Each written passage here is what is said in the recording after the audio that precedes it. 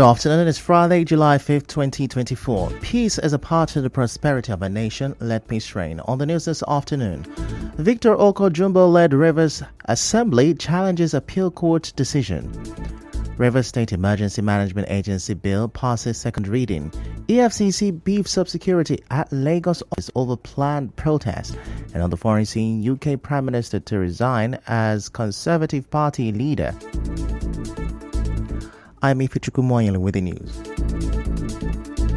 Now, the Victor Oko-Jumbo-led Rivers State House of Assembly says their lawyers have filed an appeal challenging yesterday's court ruling, which declared that the State High Court lacked a jurisdiction to direct Martin Amaewhule and 24 others not to parade themselves as members of the State House of Assembly. The Speaker, Victor Oko-Jumbo, made this known during today's sit-in of the House of Assembly held at the annex of the Government House in Port Harcourt. He said that the appeal court erred in its ruling yesterday. We strongly believe that the Court of Appeal was in error when it held that the Rivers State High Court lacked the jurisdiction to hear and determine suit number PHC 1512 CS 20. We have instructed our lawyers and they have filed an appeal to the Supreme Court of Nigeria, challenging the judgment of the Court of Appeal. Mr. Oko-Jumbo also called on INEC to conduct by-elections for the vacant seat in the State House of Assembly, insisting that the declaration of seat for those who defect still stands. The Court of Appeal did not make any declaration that Martin Amaewhule and 24 others did not defect from the PDP. The Court of Appeal also did not make any declaration that Martin Amaewhule and 24 others are still members of the Rivers State House of Assembly. We, the legitimate members of the Rivers State House of Assembly, call on the Independent National Electoral Commission to immediately conduct a by-election. Yesterday, the Court of Appeal Abuja nullified the expulsion of Martin Amaewhule and 25 others from the Rivers State House of Assembly by the State High Court. A three-member panel of the court held that the lower court lacked the jurisdiction to grant the ex parte order. The court held that Section 272, subsection 3 of the Constitution gives the Federal High Court powers to determine whether the seat of a House of Assembly member has become vacant. In the meantime, the G60 members of the House of Representatives have declared that the judgment of the Court of Appeal on the Rivers State House of Assembly did not reinstate the 27 sacked lawmakers. The group led by Ikenga Ugochinyere said the appeal court did not void the sack of the 27 lawmakers. Mr. Ugochinyere spoke to journalists on Thursday at the National Assembly shortly after the verdict of the court.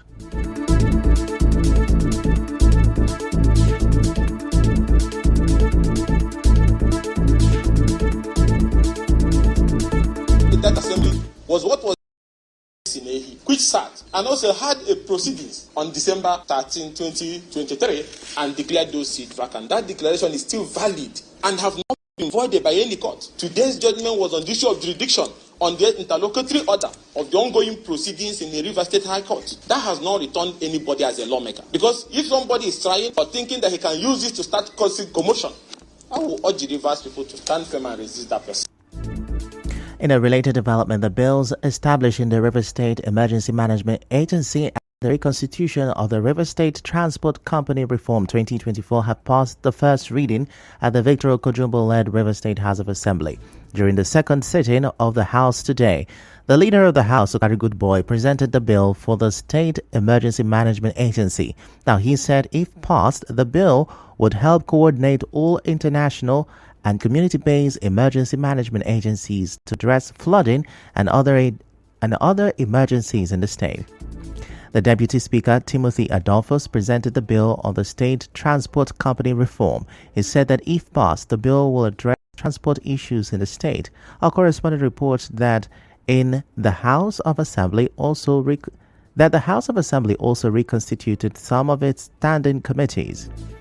The House adjourned its sitting until the 9th of July. In another development, as the rainy season intensifies, some motorists operating around the Ibogo Wosu area of Rumokwachi in Obiakpo local government area are appealing to the state government for help due to worsening road conditions.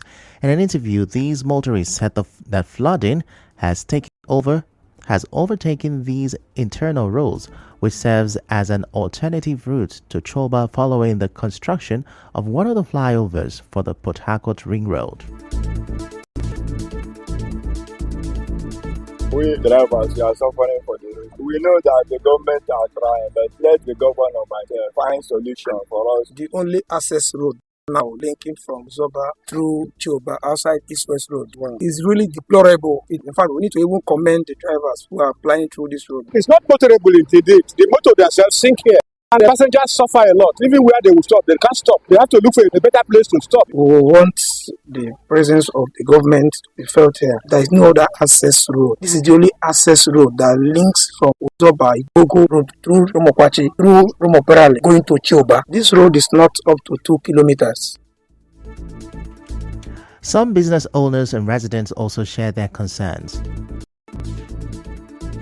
This Gojota Road, the road is messed up. From morning till evening, we can open shop like this. We just sit down for the shop. We can't sell market. Even 1,000 naira in a day. Place is now more or less like a lagoon now. The road now is more or less like a dead trap. There's an incident that happened this morning where a trailer was trying to negotiate a bend. The trailer fell and almost killed a baby. The fences of people's houses are falling day by day. The suffering is too much. Call them trailers, call them tippers, the heavy duty truck. The government should please come to the aid of the community.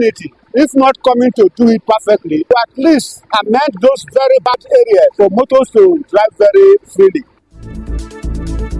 Away from that, the Economic and Financial Crimes Commission EFCC in Lagos State has beefed up security at its entrance in the wake of a planned protest. Operatives of the Lagos State Anti-Crime Outfit, Rapid Response Squad, and men of the Department of State Services are among the joint security forces stationed at all routes leading to the EFCC office located at Awolowo Road in the Ikoyi area of the state. Recall that the anti-graft agency raised the alarm that some groups were planning a series of protests against it. In another development, the House of Representatives Committee on Women Affairs and Social Development is probing the 1.5 billion naira meant for the payment of contractors, but allegedly diverted by principal officers of the Ministry of Women Affairs and Social Development. The session followed a petition by contractors of the Ministry of the House of Representatives. Speaking during the interactive session, Chairman of the committee, Kafilat Omara, said the ministry initiated new contracts not captured in the 2023 budget and diverted funds for road contractors. She also said the ministry, while owing contractors, awarded fresh contracts in 15 states of the Federation, similarly not captured in the 2023 appropriation. Elsewhere, the Federal High Court in Kano State has given a 48-hour ultimatum to two Kano judges, Justice Lawan Adamu and Justice Zuwaira Yusuf, to resign their appointment from the Judicial Commissions of Inquiry set up by the state government. Now, the two judges were appointed by Kano State Governor Abba Yusuf to serve as chairman of the two commissions of inquiry to probe former Governor Abdullahi Ganduje's administration. The order was given by Justice Simon Amobeda while delivering his judgment in the case instituted by Ganduje, praying the courts to stop Yusuf from probing his administration. Still to come, NNPCL to set up CNG stations nationwide. Stay with us.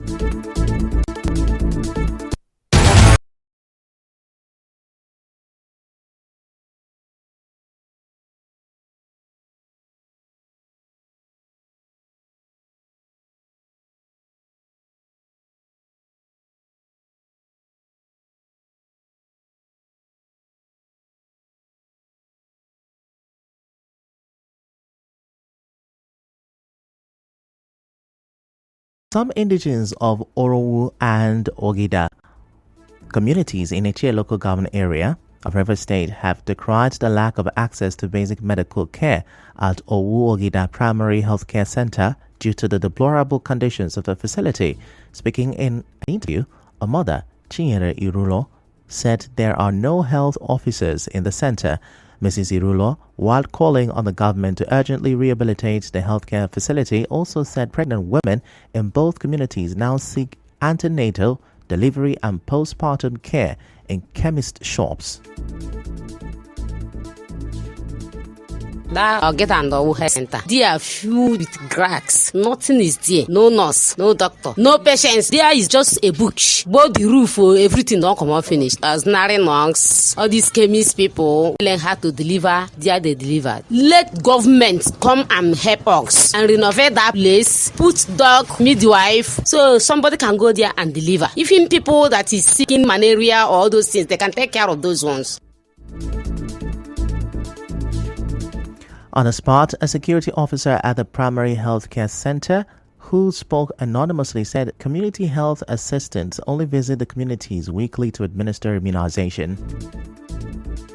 That place was functioning very well. After some years, things come scatter because of transfer and other things. Like before, we have a midwife. They don't restart her. To replace another one, we are not seeing. And moreover, the building has scattered. We need renovation, community health assistance. They used to come every Tuesdays to do all these small children immunization. After said and done, they go back to their various places. As for other medicine, we don't see. And now in business, an energy expert in Port Harcourt, Joseph Obele, has advised the Group Chief Executive Officer of NNPCL, Mele Kyari, to declare a state of emergency to address the reasons why the nation's refineries have not come on stream, despite the huge turnaround maintenance funds devoted to them by the government. Dr. Obele gave this advice while reacting to Mr. Kyari's comment on declaring a state of emergency on oil production in the country.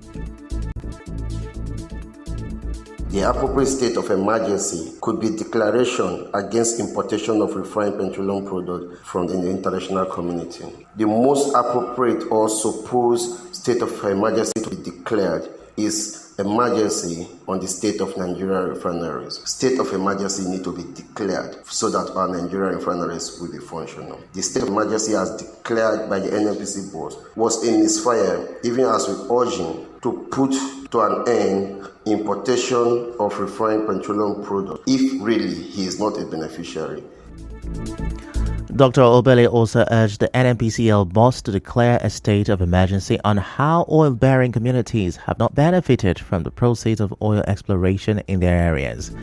And now the Nigerian National Petroleum Company NNPC Limited says it will set up 100 compressed natural gas CNG stations across the country. The managing director of NNPC Retail Limited, Hube Stockman, said this on Thursday during the commissioning of 12 CNG stations in Abuja and Lagos State. In entertainment, operatives of the Nigeria Police Force National Center for Cyber Crimes have reportedly arrested a popular Nigerian prankster and social media influencer Ubani Zion, also known as Z Fancy. The prankster was arrested on Wednesday in connection with one of his pranks after being accused by some people on social media of being involved in rituals.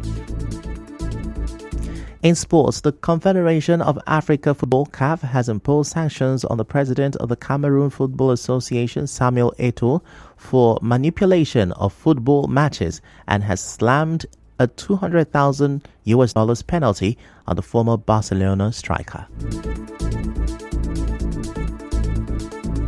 And now we bring you news from around the world.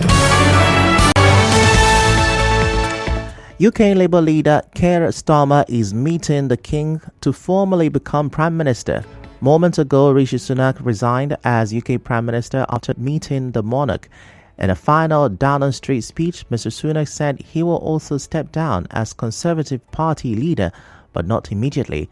Labour won the general election in a landslide after 14 years of Conservative government in the UK.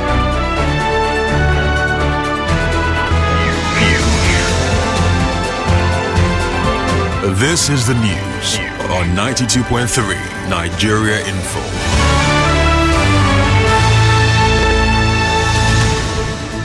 That's a wrap on the news this afternoon. Before we go, let's have a look at the major stories. Victor Okojumbo-led Rivers Assembly challenges appeal court decision.